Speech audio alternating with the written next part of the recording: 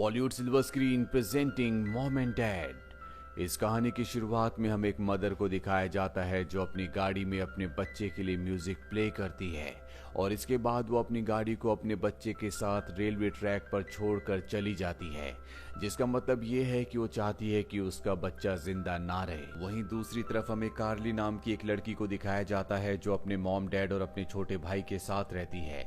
वो इसी न्यूज को देख रहे होते हैं कि किस तरह से एक ट्रेन ने एक गाड़ी को हिट कर दिया। इसके बाद कार्ली अपने स्कूल चली जाती है और जब टीचर उन्हें पढ़ा रहे होते हैं तभी क्लासरूम का फोन रिंग होता है, जिसमें बताया जाता है कि यहाँ क्लास में एक बच्चे को उसके पेरेंट्स लेने के लिए आए हैं। वो बच्चा क्लास से निकल जाता है, लेकिन इसके बाद एक एक करके सभी पेरेंट्स के कॉल आते हैं जो अपने बच्चों को लेने के लिए यहाँ पर आ चुके होते हैं। और स्कूल के बाहर हमें पुलिस की गाड़ियों को दिखाया जाता है, जिसमें कई पुलिस वाले कुछ लोगों को यहाँ से पकड़ कर ले जा रहे होते हैं। और अब स्कूल के लगभग सभी बच्चे बाहर आ जाते हैं, जहाँ पर दिखाया जाता है कि लगभग सभी बच्चों के पेरेंट्स उन्हें लेने के लिए यहाँ पहुंच चुके हैं, लेकिन सारे गेट्स बंद होते हैं।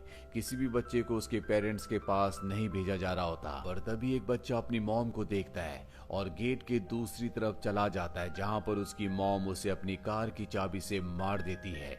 और ये देखकर गेट के इस तरफ जितने भी बच्चे होते हैं वो सब के सब डर जाते हैं। किसी को कुछ समझ नहीं आता कि ये क्या हो रहा है, क्यों एक माँ ने अपने बेटे को मार दिया। इससे पहले कि ये कुछ समझ पाते, जितने भी पेरेंट्स होते हैं वो गेट के इस तरफ आ जाते हैं और अपने बच्चों का पीछा करना शुरू कर देते हैं। सब बच्चे अपने पेरेंट्स से भाग रहे होते हैं और उनके पेरेंट्स उन्हें पकड़कर उन्हें मारने की कोशिश कर रहे होते हैं। हालांकि यहाँ पर जो सिक्योरिटी होती है वो बचाने की कोशिश भी करती है, लेकिन पेरेंट्स की और बच्चों की तादाद बहुत ज्यादा है। कार्ली के साथ उसकी दोस्त भी होती है। दरअसल इन दोनों के पेरेंट्स स्कूल नहीं आए होते।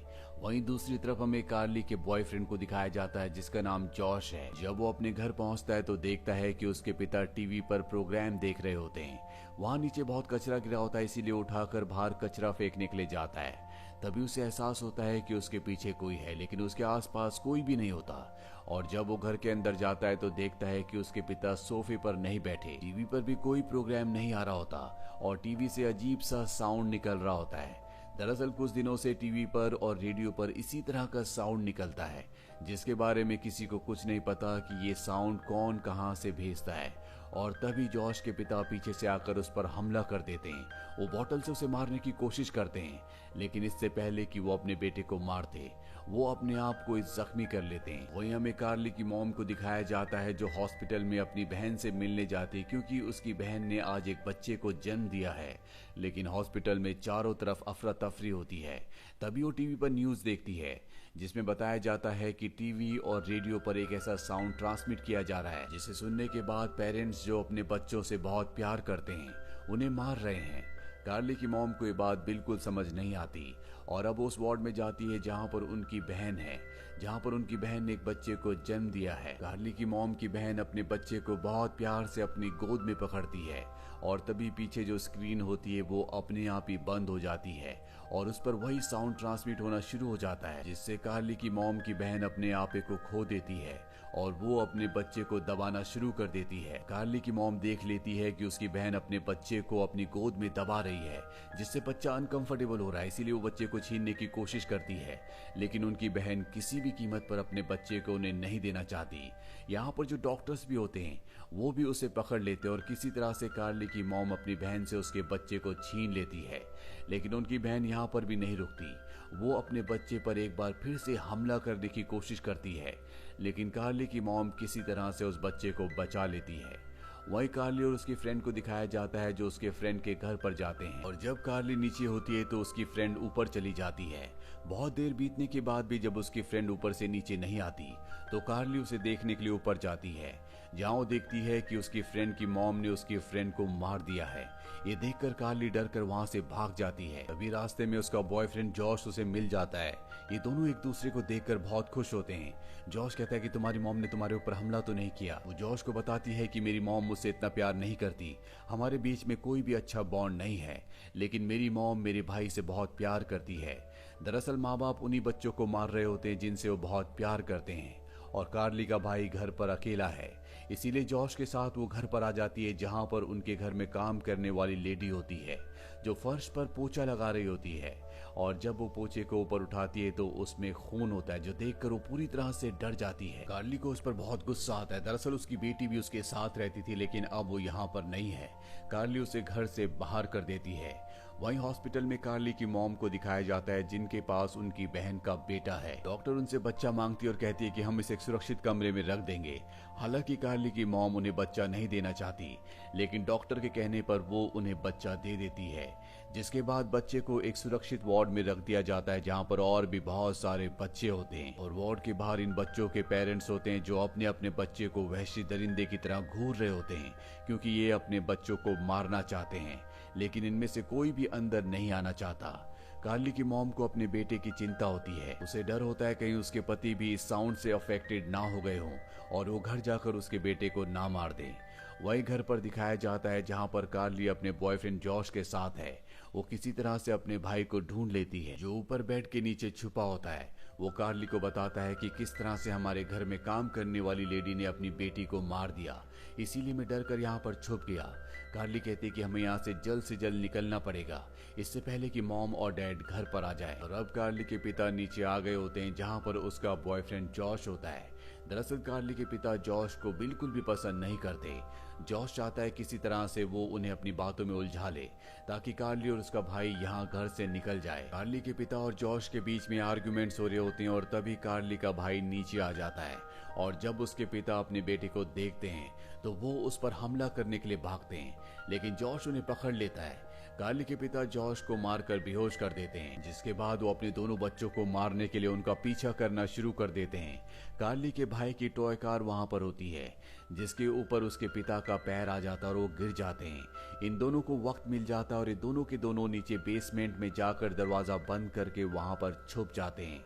और अब कार्ली की मॉम भी घर पर आ चुकी है। वो देखती है कि उसके हस्बैंड वहां नीचे गिरे हैं, जो बेहोश हैं। वो अपने हस्बैंड को होश में लाती है और अब कार्ली की मॉम ने भी उस साउंड को सुना है, इसीलिए उनके दिमाग पर भी असर हो चुका है। और ये दोनों प्लान करते हैं कि किसी भी तरह से अपने बच्चों को बेसमेंट से बाहर बुलाकर ये उन दोनों को मार देंगे। कार्ली की मॉम बेसमेंट के दरवाजे के पास जाती है और उन्हें कहती है कि उस साउंड का मेरे ऊपर कोई भी असर नहीं हुआ, तुम बाहर आ जाओ, मैं तुम्हें यहाँ से लेकर सुरक्षित निकल जाऊंगी। लेकिन कार्ली जानती है कि उसकी मॉम झूठ कह रही है। वो अपनी मॉम से कहती है कि तुम यहाँ से चली जाओ, हम किसी भी कीमत पर बाहर नहीं आएंगे।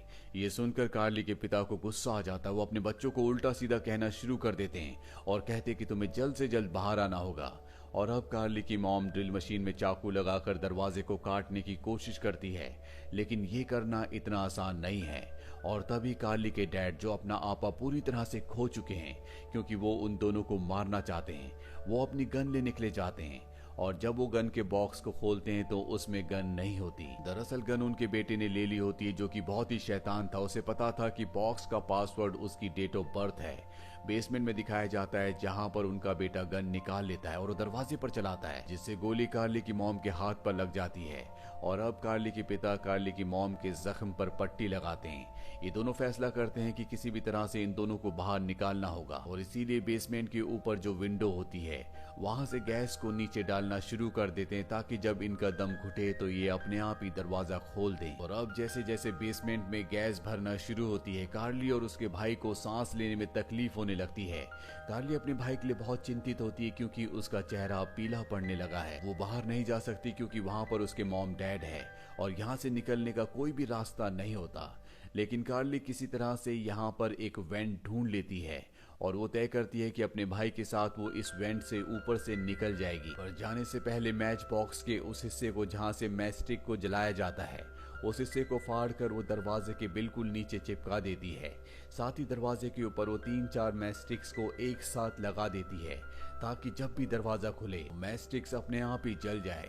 इसके बाद वो अपने भाई को लेकर ऊपर वेंट में चली जाती है और जानबूझकर खांसती है, ताकि उसके माँ बाप को ऐसा लगे कि अभी दोनों के दोनों सांस नहीं ले पा रहे, जिसका मतलब ये है कि अब ये गोली नहीं चला पाएंगे।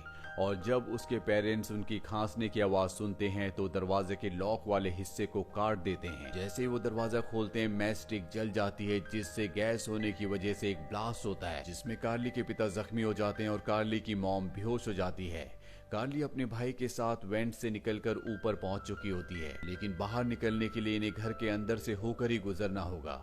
अब जब कार्ली को यकीन हो जाता है कि उसके माँ बाप बेहोश हो चुके हैं तो दोनों के दोनों नीचे आते हैं, लेकिन तभी कार्ली की मॉम होश में आ जाती है। वो कार्ली का पीछा करती है और उसे पकड़ लेती है। और अब कार्ली का बॉयफ्रेंड जॉश भी यहाँ होश में आ चुका होता है। वो कार्ली की मदद करता है और ये दोनों के दोनों कार्ली की मॉम को एक अलमीरा के अंदर बंद कर देते हैं। कार्ली की मॉम कुछ देर तक बाहर निकलने के लिए स्ट्रगल करती है, पर तभी वो पूरी तरह से शांत हो जाती है।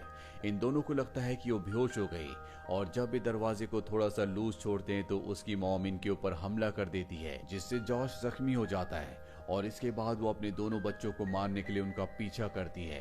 कार्ली के पिता भी अब होश में आ चुके हैं और ये अपने बच्चों को घेर लेते हैं, पर इससे पहले कि अपने बच्चों को मारते डोर बेल बजती है। कार्ली के पिता जब दरवाजा खोलते हैं तो देखते हैं कि वहां पर उनके माता पिता हैं, यानी कि कार्ली के दादा दादी, जिन्हें आज घर पर आना था। और जिस तरह से कार्ली के माता पिता उन्हें मारना चाहते हैं, इसी तरह से कार्ली के पिता के माता पिता जो हैं वो अपने बच्चे को मारने के लिए उस पर हमला कर देते हैं। जिसके बाद यहाँ पर चूहे बिल्ली का खेल शुरू हो जाता है। जहाँ पर कार्ली के पिता अपने बेटे को मारना चाहते हैं, वहीं कार्ली के दादा भी अपने बेटे को यानी कि कार्ली के पिता को मारना चाहते हैं। ये सब के सब एक दूसरे को मारने के लिए उनके पीछे भाग रहे होते हैं। कार्ली का भाई अपने पिता की गाड़ी के अंदर छुप जाता है, वहीं कार्ली की मॉम भी उस पर हमला कर रही होती है, लेकिन कार्ली की ग्रैंड मदर उसे बचा लेती है। दरअसल ये जो साउंड होता है, इस साउंड से माँ बाप सिर्फ अपने बच्चों को मारते हैं, दूसरे किसी बच्चे को कोई भी नुकसान नहीं पहुंचाते। वहीं कार्ली के पिता गाड़ी को स्टार्ट करते हैं और उसे तेजी से बैक करते हैं, जिससे वो अपनी मॉम को हिट कर देते हैं। उसके पिता जो गाड़ी के ऊपर होते हैं वो भी गाड़ी के सामने आकर गिरते हैं, जिससे उसके माता पिता की मृत्यु हो जाती है और कार्ली के पिता भी बेहोश हो जाते हैं। पर अब भी कार्ली की मॉम है जो उन दोनों को मारना चाहती है, पर तभी वहां पर जॉश आ जाता है और कार्ली की मॉम को बेहोश कर देता है। और जब कार्ली के माता पिता को होश आता है तो दोनों के दोनों बेसमेंट में होते हैं, जहां पर कार्ली और जॉश ने उन दोनों को बांधा हुआ होता है। कार्ली की मॉम कहते हैं कि हम तुमसे बहुत प्यार करते हैं। कार्ली के पिता कहते हैं पर पता नहीं क्यों कभी कभी ऐसा मन करता है कि हम तुम दोनों को मार दें। और उन दोनों की आंखों में एक डीमन दिख रहा होता है जो कार्ली और उसके भाई को मारना चाहते हैं। इसीलिए कार्ली अपने माँ बाप को नहीं खोलती और उन्हें इसी तरह से बांधकर उसी बेसमेंट में रखती है। और इसी के साथ ये कहानी, ये फिल्म यहीं पर खत्म हो जाती है। इस कहानी में ये नहीं बताया गया कि वो साउंड जिससे लोगों के दिमाग में इतना असर होता है, जिससे वो अपने बच्चों को मारना चाहते हैं, वो कौन प्रोड्यूस करता है, उसे कौन भेजता है। ये इस कहानी में एक सस्पेंस ही रखा गया है। तो ये थी पूरी कहानी फिल्म मॉम एंड डैड की। ये फिल्म ईयर 2017 में रिलीज हुई थी। IMDb पर इसकी रेटिंग है 5.5। उम्मीद करते हैं कि ये कहानी आपको पसंद आई होगी।